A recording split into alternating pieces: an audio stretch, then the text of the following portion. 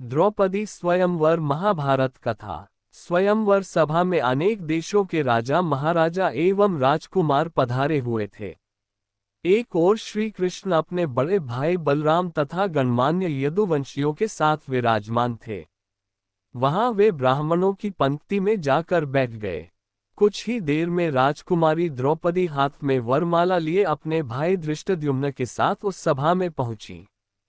धृष्टद्युम्न ने सभा को संबोधित करते हुए कहा, हे विभिन्न देश से पधारे राजा महाराजाओं एवं अन्य गणमान्य जनों, इस मंडप में बने स्तंभ के ऊपर बने हुए उस घूमते हुए यंत्र पर ध्यान दीजिए।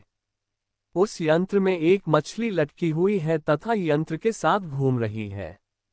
आपको स्तंभ के नीचे रखे हुए तैलपात्र में मछली के प्रतिबिंब को देखते हुए बाण चलाकर मछली की आंख को निशाना बनाना है। मछली की आंख में सफल निशाना लगाने वाले से मेरी बहन द्रौपदी का विवाह होगा। एक के बाद एक सभी राजा महाराजा एवं राजकुमारों ने मछली पर निशाना साधने का प्रयास किया, किंतु सफलता हाथ न लगी और वे कांतिहीन होकर अपने स्थान में लौट आए। इन असफल लोगों में जरासंध, शल्य, शिशुपाल तथा दुर्योधन, दुशासन आदि कौरव भी सम्मिलित थे। कौरवों के असफल होने पर दुर्योधन के परम मित्र कर्ण ने मछली को निशाना बनाने के लिए धनुष उठाया, किंतु उन्हें देखकर द्रौपदी बोल उठी, ये सूतपुत्र है, इसलिए मैं इसका वरण नहीं कर सकती। द्रौपदी के वचनों को सुनकर कर्ण ने लज्जित होकर धनुष बाण रख दिया। उसके पश्चात ब्राह्मणों की पंक्ति से उठकर अर्जुन ने निशाना लगाने के लिए धनुष उठा लिया।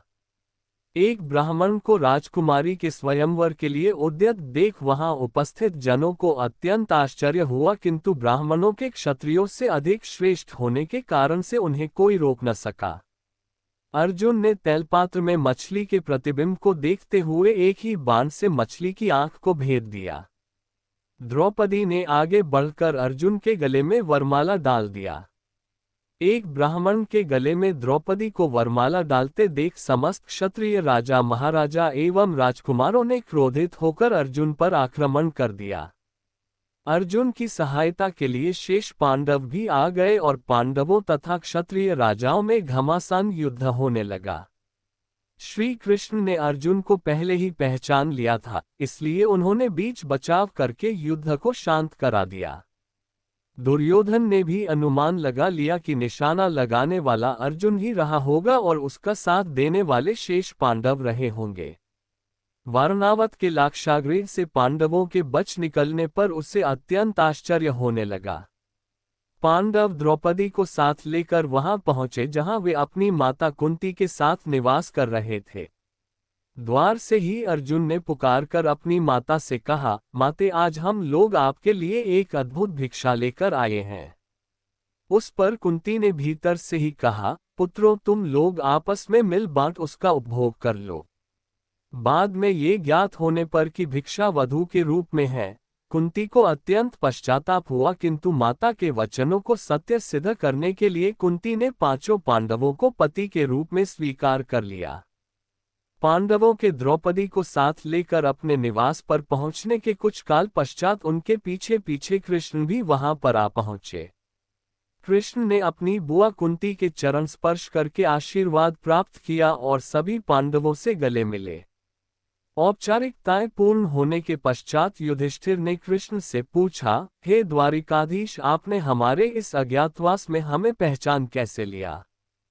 कृष्ण ने उत्तर दिया, भीम और अर्जुन के पराक्रम को देखने के पश्चात भला मैं आप लोगों को कैसे न पहचानता। सभी से भेंट मुलाकात करके कृष्ण वहां से अपनी नगरी द्वारिका चले गए। फिर पांचों भाइयों ने भिक्षावृत्ति से भोजन सामग्री एकत्रित किया और उसे लाकर माता कुंती के सामने रख दिया। कुंती ने द्रौपदी से कहा, देवी, इस भिक्षा से पहले देवताओं के अंश निकालो, फिर ब्राह्मणों को भिक्षा दो, तत्पश्चात आश्रितों का अंश अलग करो। उसके बाद जो शेष बचे उसका आधा भाग भीम को और शेष आधा भाग हम सभी को भोजन के लिए परोसो। पतिव्रता द्रौपदी ने कुंती के आदेश का पालन किया। भोजन के पश्चात कुशासन पर मृग चर्म बिछा कर वे सो गए। द्रौपदी माता के पैरों की ओर सोई। द्रौपदी के स्वयंवर के समय दुर्योधन के साथ ही साथ द्रुपद, धृष्टद्युम्न एवं अनेक अन्य लोगों को संदेह हो गया था कि वे ब्राह्मण पांडव ही हैं। उनकी परीक्षा करने के लिए द्रुपद ने धृष्टद्युम्न को भेजकर उन्हें अपने राजप्रासाद में बुलवा लिया। राजप्रासाद में द्रुपद एवं धृष्टद्युम्न ने पहले राजकोष को दिखाया, किंतु पांडवों ने वहां रखे रत्नाभूषणों तथा रत्न माणिक्य आदि में किसी प्रकार की रुचि नहीं दिखाई। किंतु जब वे शस्त्रागार में गए तो वहां रखे अस्त्र शस्त्रों उन सभी ने बहुत अधिक रुचि प्रदर्शित किया और अपनी पसंद के शस्त्रों को अपने पास रख लिया। उनके क्रियाकलाप से द्रुपद को विश्वास हो गया कि ये ब्राह्मण के रूप में योद्धा ही हैं। द्रुपद ने युधिष्ठिर से पूछा, हे आर्य, आपके पराक्रम को देखकर मुझे विश्वास हो गया है कि आप लोग ब्राह्मण नहीं हैं। कृपा करके आप अपना सही परिचय दीजिए। उनके वचनों को सुनकर युधिष्ठिर ने कहा, राजन, आपका कथन अक्षर सत्य है। हम पांडुपुत्र पांडव हैं। मैं युधिष्ठिर हूं और ये मेरे भाई भीमसेन, अर्जुन, नकुल एवं सहदेव हैं। हमारी माता कुंती आपकी पुत्री द्रौपदी के साथ आपके महल में है। युधिष्ठिर की बात सुनकर द्रुपद अत्यंत प्रसन्न हुए और बोले, आज भगवान ने मेरी सुन ली। मैं चाहता था कि मेरी पुत्री का विवाह पांडु के पराक्रमी पुत्र अर्जुन के साथ ही हो। मैं आज ही अर्जुन और द्रौपदी के विधिवत विवाह का प्रबंध करता हूँ। इस पर युधिष्ठिर ने कहा, राजन, द्रौपदी का विवाह तो हम पांचों भाइयों के साथ होना है। ये सुनकर द्रुपद आश्चर्यचकित हो गए और बोले, ये कैसे संभव है?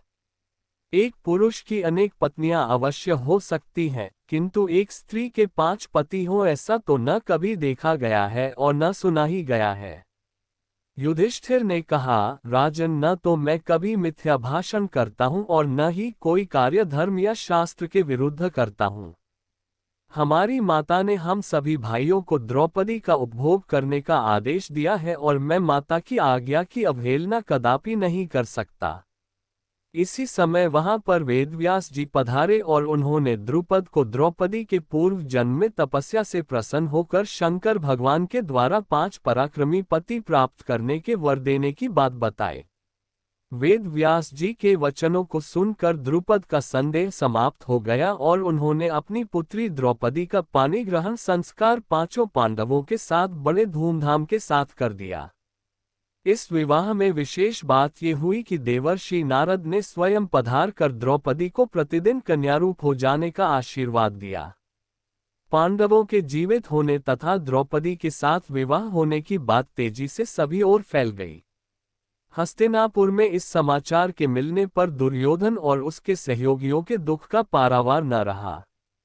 वे पांडवों को उनका राज्य लौटाना नहीं चाहते थे, किंतु भीष्म, विदुर, द्रोण आदि के द्वारा धृतराष्ट्र को समझाने तथा दबाव डालने के कारण उन्हें पांडवों को राज्य का आधा हिस्सा देने के लिए विवश होना पड़ गया। विदुर पांडवों को बुला लाए। धृतराष्ट्र, द्रोणाचार्य, कृपाचार्य, विकर्ण, चित्रसेन आदि सभी ने उनकी अगवानी की और राज्य का खांडव वन नामक हिस्सा उन्हें दे दिया गया। पांडवों ने उस खांडव वन में एक नगरी की स्थापना करके उसका नाम इंद्रप्रस्थ रखा तथा इंद्रप्रस्थ को राजधानी बनाकर राज्य करने लगे। युधिष्ठिर की लोकप्रियता के कारण कौरवों के राज्य के अधिकांश प्रजाजन पांडवों के राज्य में आकर बस गए। इसी भगवान की वीडियो देखने के लिए सब्सक्राइब करें चैनल को और बेल आइकॉन दबाएं।